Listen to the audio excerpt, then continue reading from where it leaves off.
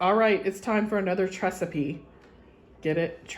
Recipe. Haha. I know it's cheesy, but whatever. This is the recipe that we're going to be using for salsa, and we are going to make the salsa out of the fresh ingredients that we just picked up at the county line produce stand out in Hastings today. As you can see, I've got some really red and juicy tomatoes. I've got some cilantro, and I've got 2 jalapenos. And we're going to get these washed up really good, and then we're going to cut them up.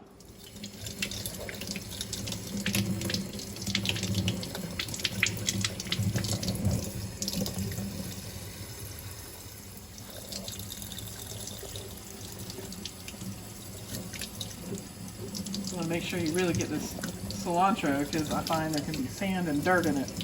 You don't rinse it off really good. You don't want any gritty particles in your salsa.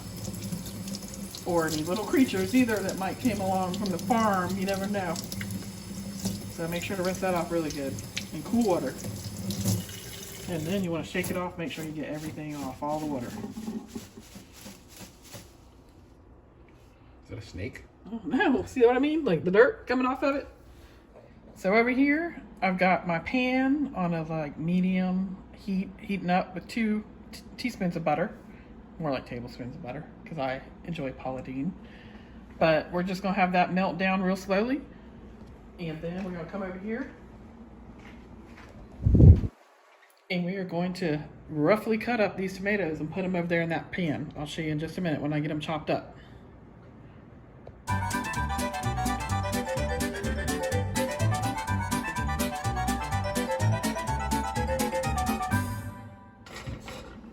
Alright, as you can see, our butter's pretty melted.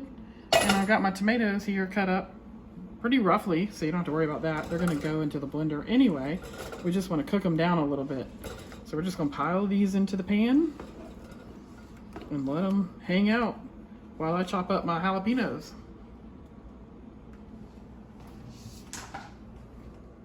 So this is really simple. You can use your same cutting board you used for the tomatoes. Just wipe it down a little bit so you don't have things slipping and sliding all over the place.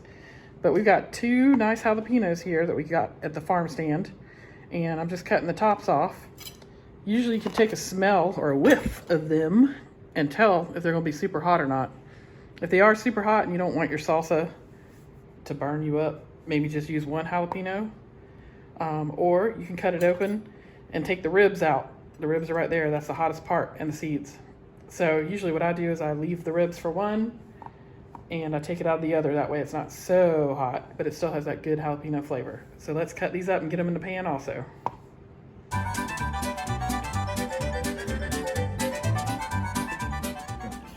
All right, so I have my jalapenos roughly chopped. I actually just used 1 because once I got into these suckers, they smelled like they were on fire.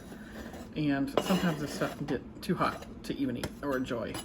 So I'm only using 1. But if you have a jalapeno that's not so spicy, use 2.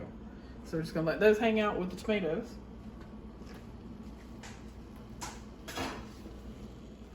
Alright, so I've got my cilantro on the same cutting board, and I'm just going to take the tops off and just use the leafy part, not the bottom stem. Real simple, just give it a rough chop and throw it in the pot as well.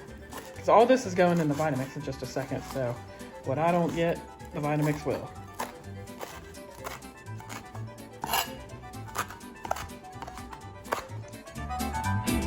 Cilantro into the pot with the other goodies.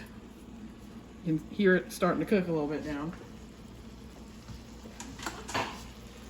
Now we're just going to throw a couple spices in here. You don't even have to do this part.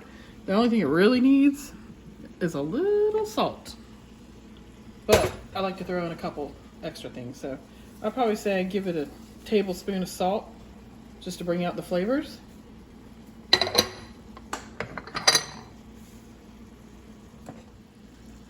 All right, we're just gonna sprinkle in maybe a teaspoon, I'd say, of cumin just for a little background flavor. Throw in a little bit of roasted garlic. That stuff's good. I'd say about a tablespoon of that as well. And then we'll just find a little bit of black pepper in there. Not much, because jalapeno's gonna take care of that for us. And that's it. We're just gonna give this a stir and let it cook down.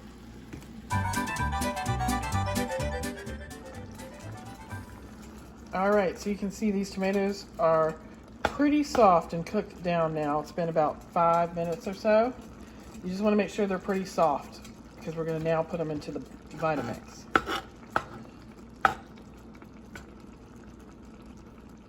All right, we've got these tomatoes off the stove, and now we're just going to add them to the Vitamix. You can put it in a regular blender if you have that. Anything works. You just want to put all of them into there along with the juice.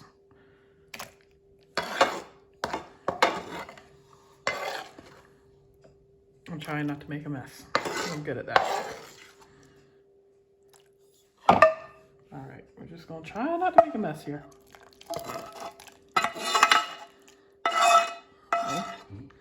Okay, so we've got that all ready to go in the Vitamix. We're just going to put the lid on.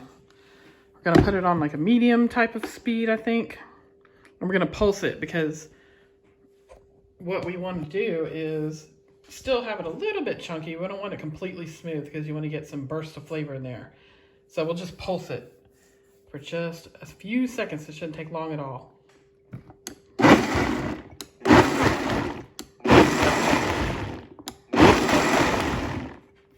All right, see, that didn't take long at all. Let's just take a quick look at it. And that's about the consistency I wanted right there. Now, we're gonna put this in a bowl and let it get cold. But you can use this for several things. You can use it, one of my favorite ways is to use it with shrimp, for shrimp and grits. I'm telling y'all, this will make you a star of the dinner table if you make this with shrimp and grits and pour this sauce over your shrimp and your grits. Also, you can use this on top of like grilled chicken, but the best way is just have it on hand in the fridge and use it for your chips throughout the week as a snack. We love this stuff. And it's so much better than any kind of jar salsa. You won't even want to ever buy a jar salsa again. So with like, what, 5-10 minutes of effort, you have fresh, good salsa here all week.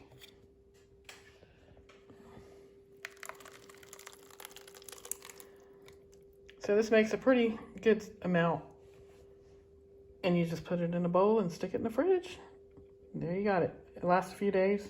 I'd say even up to a week.